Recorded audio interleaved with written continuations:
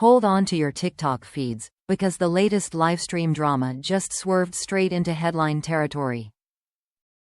On August 15, 2025, Los Angeles witnessed a scene so chaotic, binge watchers everywhere were left wondering, is this real life or a new season of Cops? Tatiana Martinez, the Colombian TikToker famous for warning immigrant communities about ICE raids, went from live streaming to center stage in a federal takedown faster than you can say know your rights. Let's break this down, one viral moment at a time. Tatiana, known to her 37,000+ followers as @TatianaMartinez_02, had carved out a niche as a digital watchdog, live streaming ICE movements, sharing legal tips, and rallying Spanish-speaking communities across LA. But on that particular Friday, while sitting in her Tesla and doing her usual real-time ICE alert stream, federal agents rolled up, and things got wild. Within seconds, agents opened her car door, yanked her out, and pinned her face down on the pavement. She screamed, she fainted, and she was carted off in an ambulance, only to land in ICE custody not long after. Oh, and in the chaos? A government vehicle got towed right off the street. Because apparently, in 2025, even ICE can get parking tickets. Now, what exactly was she arrested for? Turns out, Tatiana had a DUI conviction from earlier in Los Angeles. She first entered the U.S. without authorization in 2022 and, according to immigration authorities, was previously released by the Biden administration. This time, they weren't so generous. The second time around, she was reportedly detained for violating immigration law, coupled with the criminal record. But here's where things get spicy. Tatiana wasn't just making harmless dance videos. She live-streamed alleged ICE activity, named locations, and was accused by some of doxing federal agents. Critics said she put officers in danger.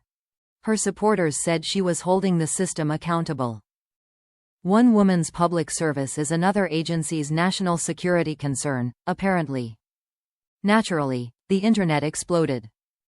Supporters flooded TikTok and Instagram with hashtags like #FreeTatiana and #JusticeForTatiana. Some cheered her bravery, saying she was helping vulnerable communities. Others rolled their eyes, accusing her of turning activism into performance art. Own a Tesla, livestream your arrest, go viral, one commenter quipped. Another wrote, play stupid games, win ICE detention. Meanwhile, local activists staged protests in LA, waving signs and chanting outside ICE buildings. People demanded answers and called the arrest state-sponsored intimidation of immigrant advocates. In classic TikTok fashion, dozens of accounts began posting stitch reactions to the arrest footage, some calling her a hero, others calling her reckless. ICE didn't stay silent either.